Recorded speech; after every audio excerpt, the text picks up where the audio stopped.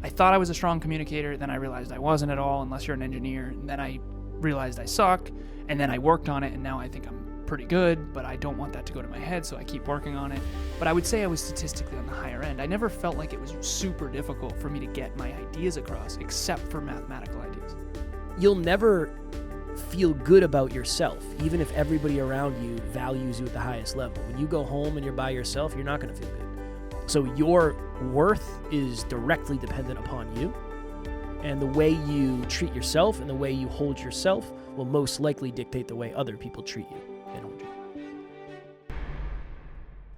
Next Level Nation, welcome back to another episode of Next Level University, where we help you level up your life, your love, your health, and your wealth. Today, for episode number 1962, a deep dive into limiting beliefs. So Alan messaged me today. He doesn't like the fact that I even said limiting beliefs because he's going to go off on something else. But Alan messaged me today and he said, "Hey man, I have a really good idea for an episode." And then he proceeded to send me this novel of explanation.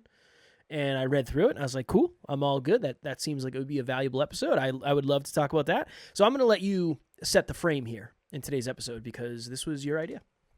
So when I can't sleep, I'm always trying to think of different things I can learn and or do to be productive, because when you can't sleep, you got to do something of value.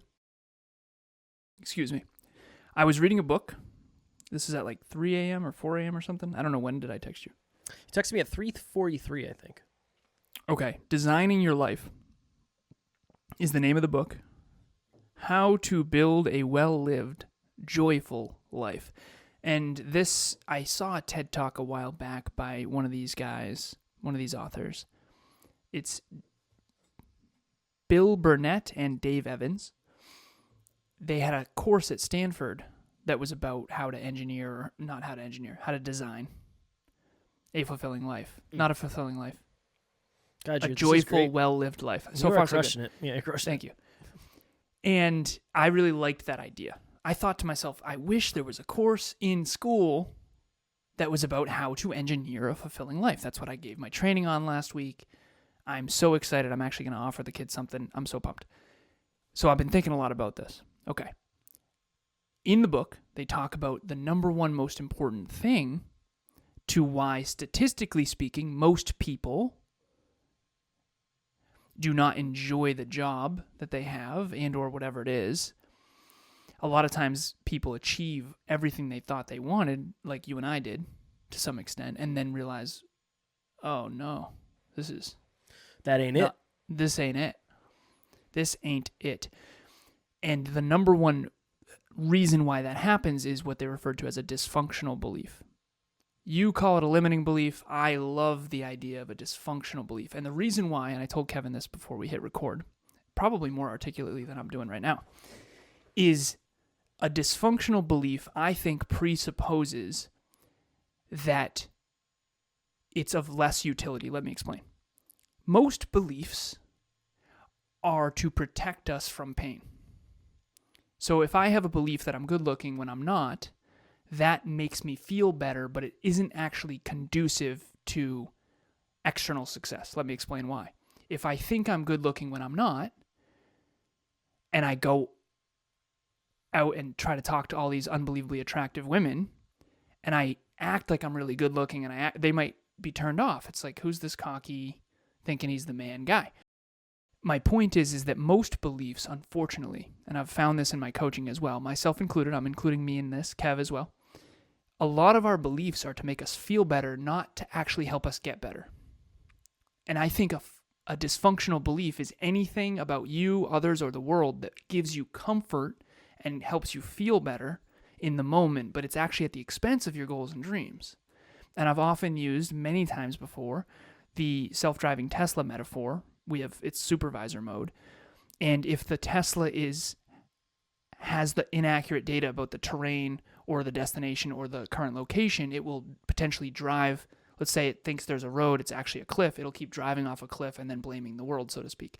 And I think that a lot of us grow up with dysfunctional beliefs that are not allowing us to achieve our goals and dreams. I was on with a client recently. We were talking about dysfunctional beliefs. She's a CBT therapist, cognitive behavioral therapist. They talk about limiting beliefs, dysfunctional beliefs, thoughts, behaviors, feelings, that triad. Okay. I said, honestly, it's very clear to me now, and she wouldn't mind me sharing this, it's Bianca, that you had a dysfunctional belief. I didn't call it a dysfunctional belief back then, but you were wired in such a way that virtually guaranteed that you don't attract what you actually want. That's what my coaching is I'm trying, once you have your goals, priorities, metrics, habits, and skills in alignment, it really comes down to identifying where you're off about yourself, others, and the world, because that's the identity work. We talked about this in the last episode. If you could see you the way I see you, aka accurately, your whole life would change. And that's what this ultimately is. So let me define it real quick, and then I'll let Kevin talk, I promise. What a hell of a monologue we're on here. Thanks, man. Yeah, I hope that's a compliment. All right. I wrote this on Threads today. Love Threads. It's absolutely critical to consistently weed those out of your consciousness, these out of your consciousness. And then I defined it. By the way, if you're on Threads, please follow myself or Kevin. I've been Jeff, and I haven't posted in a minute on Threads. I'll get back on it, but I haven't posted in a minute. At Never Quit Kid, a.k.a. Sometimes Quits Kid. I'm kidding. At Never Quit Kid, spelled just like it sounds. At Lazaros88, ALAZAROS88. Please reach out, DM us, tag us, whatever. Okay. It's absolutely critical to consistently weed these out of your consciousness. A dysfunctional belief is a thought or assumption that limits your potential or keeps you stuck in unhelpful patterns. These beliefs are often based on outdated, inaccurate, or overly rigid ideas about yourself, others, or the world. They can prevent you from exploring new opportunities, solving problems creatively, or achieving meaningful goals. Anything that is in the way of you achieving what you want in life, whether it be health, wealth, or love, any goal, milestone, you name it, is most likely a dysfunctional belief. So let's give an example to wrap all this up. Life is supposed to be easy, I believe, is a dysfunctional belief. Because every time life isn't easy, you think something's wrong with you or the world, when in reality, I think the more accurate truth is life is often challenging, and despite that, you can create a meaningful, fulfilling life if you have humility and self-belief. Interesting. So you went in a different direction than I expected, because I think limiting beliefs and dysfunctional beliefs aren't the same. If you are defining it as a dysfunctional belief is one that is made to keep you safe at the expense, maybe keep you safe at the ego level at the expense of your goals and dreams, where I think a limiting belief is different. Why? Because I think they're the same thing. So what Kev's referring to there is some beliefs are to protect you from pain. All limiting beliefs and dysfunctional beliefs, I think, are a way to keep you safe in the moment, but actually do hold you back from achieving what you want. Because in order for, what's a good tangible example of this? Okay, back in the day, Kev was afraid of failure. He's been open about that. If he convinces himself, I don't really want to travel anyway. I don't need to, I'm afraid of planes, so I don't really want to go overseas anyway. That protects him from the discomfort of potentially dying in the ocean when the plane crashes in the ocean. Two biggest fears, planes and sharks.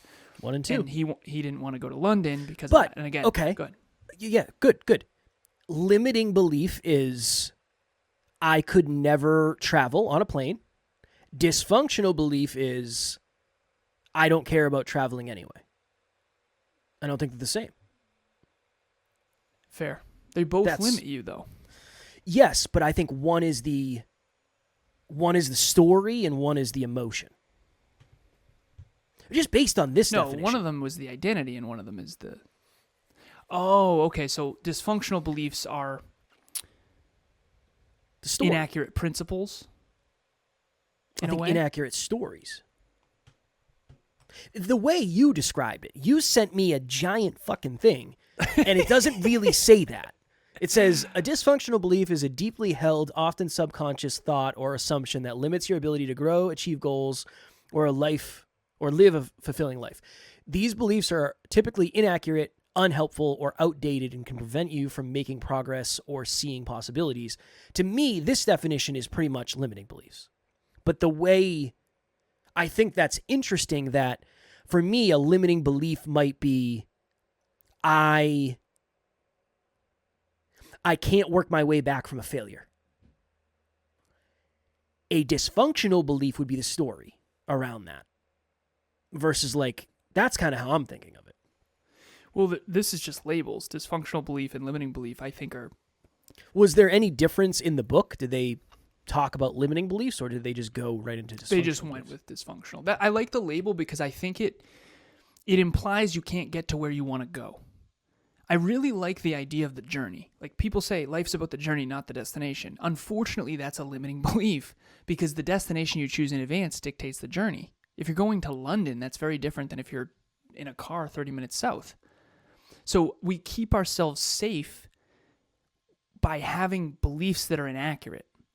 So if you want to believe planes are dangerous and you are afraid of planes based on the faulty assumption that they're dangerous, you will limit your ability to go on an adventure and grow and contribute and see the world. And if you have a goal to see the pyramids of Egypt on your bucket list, I don't know if you do, but... Nah. Okay. I would like to see them at some point. And again, we'll see. But that limits you from your ability to achieve that. So I think that dysfunctional belief is from probably the frame of external achievement versus internal comfort. But again, I think that's a label issue. I think what we should do now is talk about all of your dysfunctional beliefs back in the day. I'm happy to. The reason I was laughing when you were doing your monologue is because you said, I think there was like 2 or 3 times where you said, let me explain. And it was like, you said that the first time, and then you said it with like a different tone the second time. Let me explain. That's why I started laughing, because it's like, he's going to explain all over us. We're going to get explanation all over us. Nice. I hope you wore your not great clothes. You get explanation on you today. So on the last episode, we talked about how Kev, anything that has to do with your relationship with, love it. Kev loves it. Yeah. Anything that has to do with goal achievement. I hate this episode. Huge fan. Yeah, Kev. Our listeners need both. This is Next Level Next Level University. We want to grow as human beings. I'm kidding. I don't hate it. Achieve goals and dreams. So for you, old Kev, new Kev, so I always think to myself, okay, where were we? Where are we now? What made the difference? And yes, also, where do we still suck? I think that's important to acknowledge. And also, where are we great? So old Kev, 8 years ago, pre-hyperconscious podcast, what were his dysfunctional beliefs in hindsight? And what would you change them to if you could? So you sent me a list, and many of them are in there. ChatGPT gets credit for that. I didn't. Shout out to ChatGPT. Yeah. If I fail, I'll never recover. That's one. Success is only for lucky or talented people. That's for sure one that I used to have. My worth depends on other people's opinions of me. I would say that's... Yeah, I had that for sure. Fairly accurate. One I didn't have, it was almost the opposite. I have to follow the traditional path to be happy. Mine was almost the opposite. Like, the only way I'm ever going to be happy is if I don't do what everybody else is doing, which is interesting. Yeah. Because I didn't really know that at the time. I think I just... So all of those. How many more are there? Because let's go through and debunk. Let's see. Reframe them. Examples of... Here's the other thing, too, real quick. Do you have this up on your phone? Or do you? No, I have this up on my screenshot TV. This? I have it on my TV. Do you AirPlay? No, I just copied and pasted it from WhatsApp. Nice. Son, I'm prepared. I'm the fucking host. You know, hey, you just brother, show up. I sent you this via text. You would never send this to me via text because you send copy and paste stuff in WhatsApp. I sent it to you via text. I'm looking at the text message right now. You copied and pasted it from somewhere and sent it to me. I'm certain it was in WhatsApp. How else would I have gotten it? You're absolutely right. I sent you something else. I was going off this morning. That was something different. Okay. Yeah. My bad. Yeah, it's okay. Thank you. I'm glad you think Bob, it is. I'm recording with Alan. Yeah, right now. Yeah, we're on the air. I love you. You're so What's beautiful. happening, Taryn? That was maybe the cutest thing ever. She makes the Nice. cutest faces when she does stuff like that. Nice. So, characteristics of dysfunctional beliefs. There's 4. 1 is limiting. 2 is rooted in fear or assumption. 3 is rigid. 4 is misaligned with reality. So maybe that's a layer under a layer under a layer. Love it. You're not Limiting. You got nothing to say? Nothing. You want to touch on it? I'm doing it right now. I'm looking at what you're looking at. Oh, okay. So Look at what I'm for the looking listeners, so limiting, they hold you back from pursuing opportunities or taking risks. So you were on to something. at. I am with on what you were often. saying. Yeah, I'm ahead of the curve with this shit. You just don't give me credit for it. One day Alan comes around. He's like, dude, I think you were right about that. Like, I know. Now, there's been a lot of stuff he's like, I think you were wrong about that. It's like, yeah, I know. I know, you're right about What's your percentage? What's your shot percentage? 80-20 bad. Oh, come on. Oh, okay. It's bad. All right. Bad. 80-20 Yeah. bad. I think it depends. If we're talking about the world, I would say I'm 80-20 in the good sense. When it comes to people, I was wrong a lot. Well, what I would say is it has to be weighted. I've been given the opportunity to take the game-winning shot many times. I've missed it almost every. But there's been some layups I've made that are like, yeah, I'll take credit for it, but I think anybody probably would have made that. So, yeah. That's one way to improve your self-worth. Okay. Limiting, they hold you back from pursuing opportunities or taking risks. Again, keeps you safe. Number 2, rooted in fear or assumptions, often based on fear, past experiences, or cultural/social conditioning. An example of this would be, I could never start an online business because in the past, entrepreneurs needed a warehouse and all this kind of stuff, whereas with the internet, you need a laptop and that kind of thing. Okay, so that's based on the past. Okay, rigid is they resist change, making you feel stuck or closed off to new ideas. Yeah, that's, again, Fixed protecting. mindset. Yeah, Fixed fixed mindset, yeah. And then misaligned with reality. This is Delulu. So they don't align with the facts or your current situation. This one's the hardest one to work with people on in coaching because no one wants you to tell them that they're delusional. And it's really hard to do this because particularly people who lack inner humility. With some clients, they just trust me at this point. So you have to build enough trust and enough credibility to be able to say, hey, I don't want this to come off like I don't believe in you, because in the past, I know you had so many people who don't believe in you. I actually do believe in you, and I do believe your goals and dreams are possible. I need to start there. And I think you're a little delusional about the approach. I don't think you're going to be able to be a multimillionaire and not trade time for money. I just need you to retether back to the earth, because the humble pie is coming for you. I just want to give it to you in advance so that it doesn't, hit you in the head with like a brick. Yeah, that is a hard one. When you're misaligned with reality, they don't align with the facts or your current situation. Maybe I would even throw in there, or your potential. Now, that's a hard one. Go deeper.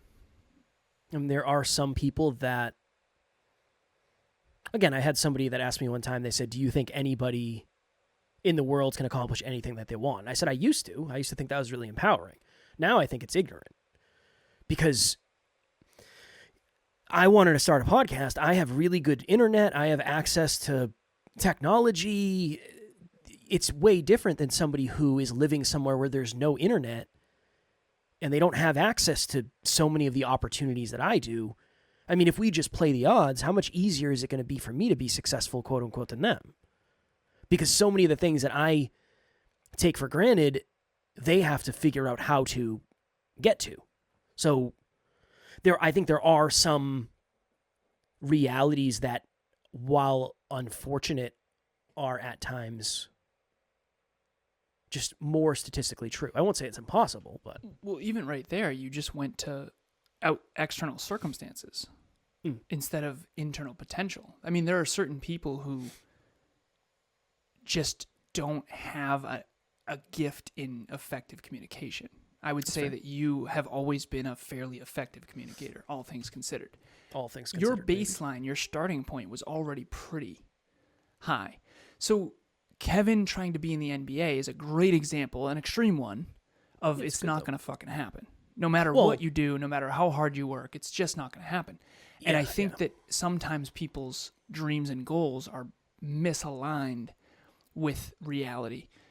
and with their potential, to your point. And I think that that's a dysfunctional belief. If you did believe you could be in the NBA and then dedicated your life to it, you would regret that when it never happened. And I think a lot of people say, well, why don't you, anything's possible. That's really fun on a bumper sticker, but you could waste 30 years trying to pursue something that's never going to happen. And by the way, that's happens all the time, and they don't have movies about those people. Yeah. They have movies about the people that did make it.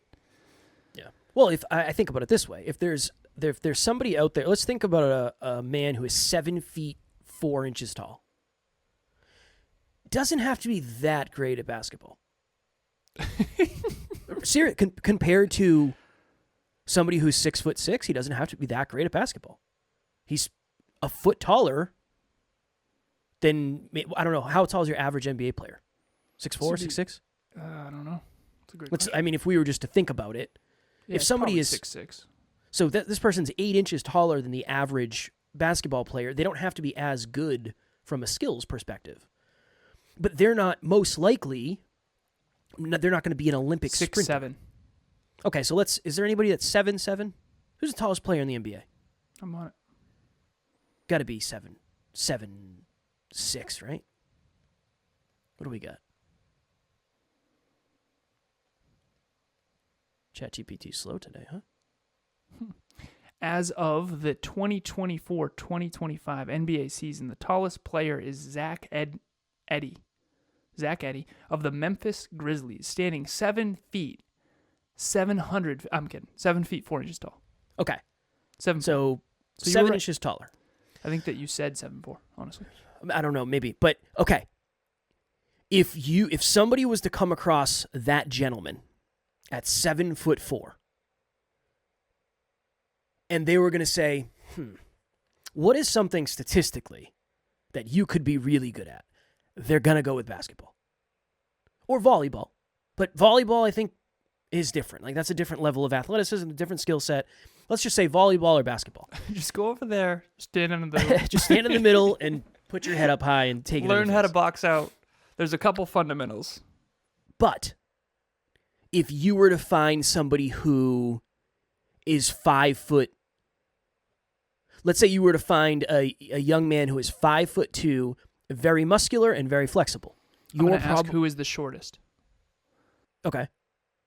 For this case, I'm just going to say that person might be like a gymnast or something. That is all I'm saying.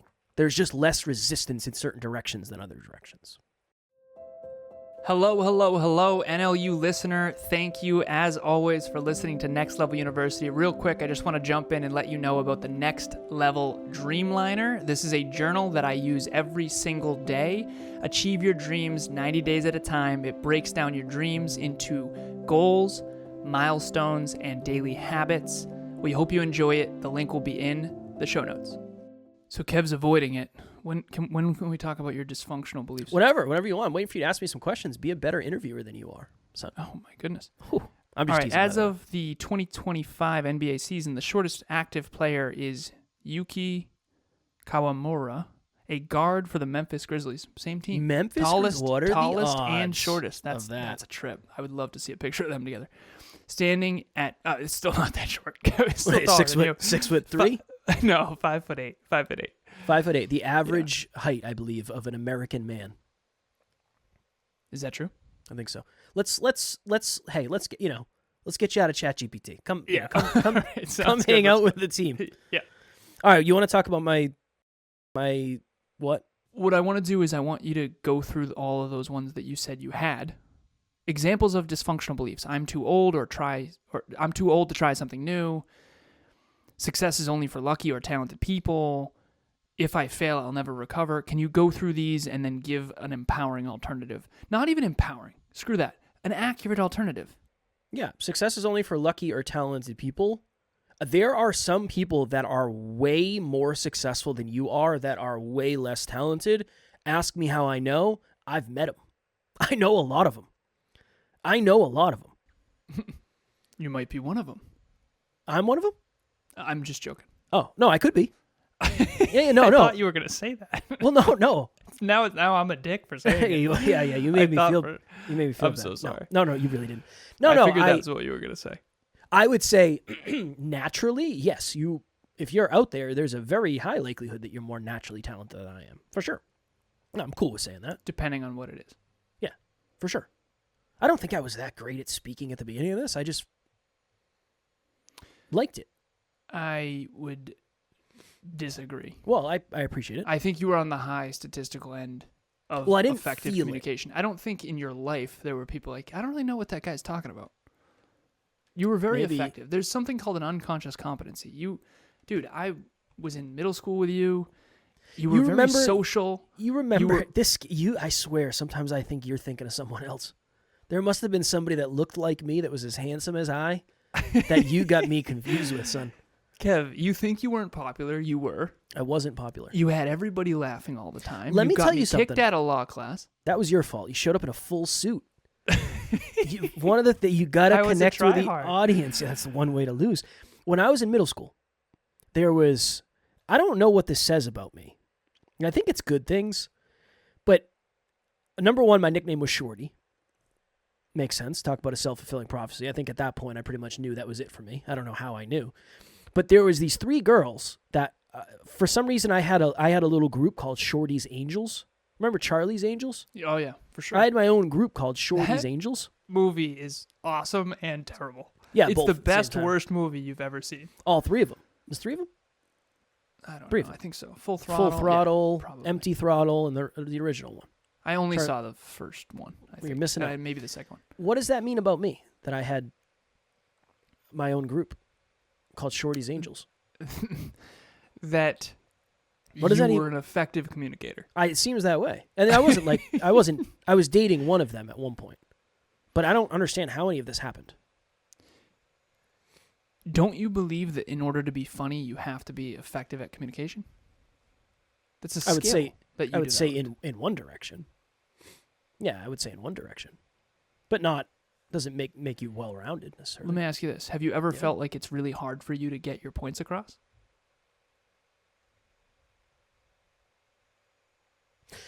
Sometimes when I have something I really want to get out, I think it's hard for me to tell the whole story to get it out. It's hard to connect the story to the thing. Okay. So for anyone out there watching or listening who doesn't feel naturally gifted in effective communication, they all know that you don't know. Well, I'm sorry, I don't know. Oh, dude, it's all good. It's just one of those things where you have no idea. Whenever I talk numbers, Emilia's like, slow down. It's just an unconscious competency. I had a peak performance partner way back who really struggled with effective communication. He had a stutter and a slur. Dude, it would be infinitely more difficult for him to be a podcaster than you. He actually wanted to be, and I was teaching him everything I knew about podcasting, and I was probably going too fast. And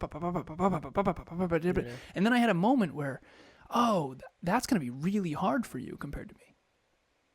Just like the 7'4" basketball player. I never realized how, I thought I was a strong communicator, then I realized I wasn't at all unless you're an engineer, and then I realized I suck, and then I worked on it, and now I think I'm pretty good, but I don't want that to go to my head, so I keep working on it. But I would say I was statistically on the higher end. I never felt like it was super difficult for me to get my ideas across, except for mathematical ideas. I never really thought about it. I don't think I really thought about it until I started speaking. It's just like athletics. You never thought about bodybuilding. You just got jacked. And then when you finally started doing it right, you had an unconscious competency in athletics. My father took steroids. I don't think that's the only reason. It's got to help. Everybody has there's something called multiple minds, and there's 9 different modalities of genius, and you happen to have the kinesthetic one. That's why you were so good at baseball with one eye. I feel like the 10th context probably. I'll tell it. Is the 10th one your father was on steroids? Yeah, that's the 10th one. That's number the next 10? book. That's the most important. That's the most important one. Yeah. So I went to the eye doctor, and don't ask me why this happened. Was this the first time I ever went to the eye doctor? I don't know. But I went to the eye doctors when I was in late middle school, maybe. No. This was like freshman year of high school. 14, possibly. And I got my eye test. And they're like, so, how's Kevin doing in school? My mom was like, he's good, yeah. Like A's and B's, nothing crazy, but he does all right. Cool. How's Kevin at sports? Cannot be good at sports, right? And my mom's like, no, he's like very good at soccer, and he's made the all-star team every year in baseball. He's like really good. They're like, yeah, so here's the thing. He's like blind in one eye. So statistically, like we don't know how any of that is possible because he can't really see. When I have one contact out, yeah, because it'll fall out when I'm dehydrated, I'll think, this is terrible. Is this how Kevin feels? Worse. It's terrible. Yeah, worse. It's so bad. If I close my left eye and my right eye is the only one that's open, I can't read anything on the TV. I can't read the fact that it says Sony on my camera. I would know it was you, but not from like another 10 feet away. So sorry, man. I'm not trying to. You're not allowed to laugh at stuff like that. But no, you can. Kevin and I have a good relationship. Yeah, he doesn't care, so we're good. Whenever my contact falls out, it's really tough. Well, it's probably worse because are you legally blind without your contact? No. How bad's your eye? No, not that bad. Yeah, it's worse for me. It's, you know what it is, and again, we'll get back to the value. One contact can see really well, the other one can see semi-well. That's very disorienting. I don't know how obviously your brain has adapted. The brain adapts to my brain its has done sensory something. Apparatus. Well, people have said that. They're like, how did you not know? It's like, I've never seen any different. So I just thought that's what you see. Like, how does a colorblind person not know they're colorblind? That's all they've ever seen. I don't know what you see. Wait, you can read that shit? I thought that was blurry for everyone. For anyone, just a little side tangent. I remember the first time I ever got glasses. I could see the leaves so intricately on the trees. That's a thing. Mm-hmm. When you get glasses, it's like, oh, shit. I thought that was just blurry green stuff. Those are leaves, and they look so magnificent. First day I went to school, somebody called me Four Eyes. First fucking day. Yeah, that's brutal. Son of a bitch. Canned them? No. Wait, put them down? Yeah. Did you power through that? It hurt me. You had glasses in middle school. There's a picture of you and I in middle school because I showed one of my old speeches. What year? What year in middle school?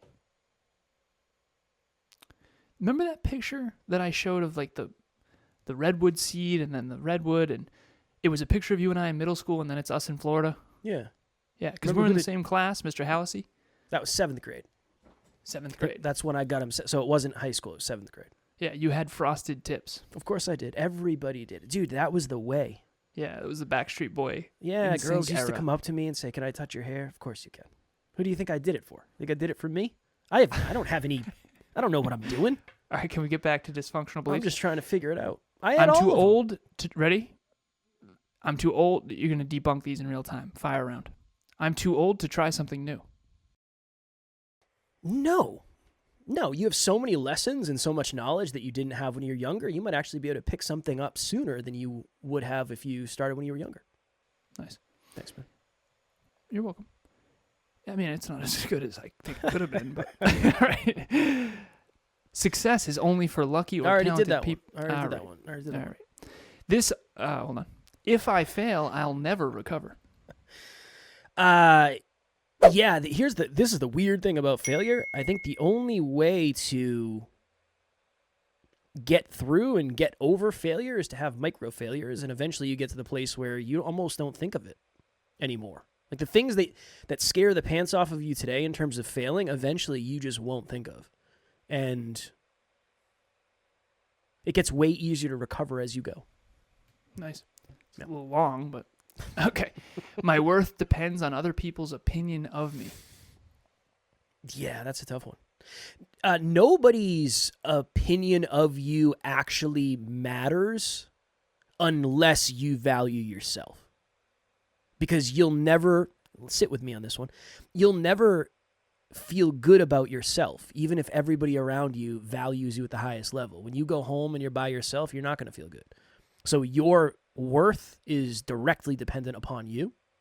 And the way you treat yourself and the way you hold yourself will most likely dictate the way other people treat you and hold you. A little long. Yeah, that's okay. That's okay. I got to take a crack at these after, too. All right, I would feel like I was failing the test based on the way that you said. Okay. Okay, a simple no. That one's wrong. Okay. You in no way even came close to a coherent thought. Okay, a simple no would have been just fine. I have to follow the traditional path to be happy. The traditional path of happiness was set up by people who aren't happy, so I would actually argue that you should probably do what feels the best to you, because that's most likely going to be the most fulfilling fucking life for you. Jesus, man. Nice. That's awesome. How's that one? Big fan. Yeah, strong work. Okay, I got to take a crack at these. All right, let me read it to you. I'm too old to try something new? Based on the neuroscience. Okay. This is fun. You get to see the difference between Kevin and I. How you and I work makes no sense. Based on the neuroscience. I do love you as well, brother. You're not going to say... Well. It's been a pleasure. You can say it back. You know what I mean? You too, brother. Oh, thank you. Yeah, of course. Here's the deal. We have learned so much. Seriously, man. We have learned so much from our different perspectives. Everyone out there watching or listening, you probably think we just argue all the time. We don't. When in reality, we don't. We're just having discussions. I'm watching a movie right now called The Great Debaters. You gonna answer the fucking question? I'm gonna in a second. Okay. I'm watching a movie right now called The Great Debaters with Denzel Washington. The movie's freaking awesome. It's from the early 1930s. Period pieces have been big for me lately. I'm going back, reflecting. It's the first, based on a true story, I believe. Don't quote me on that. The first African-American college debate team to be allowed to even compete, which is wild, and to beat a Caucasian school. So just super inspiring. Denzel crushed it. Of course. And it was all about how you take your mind back and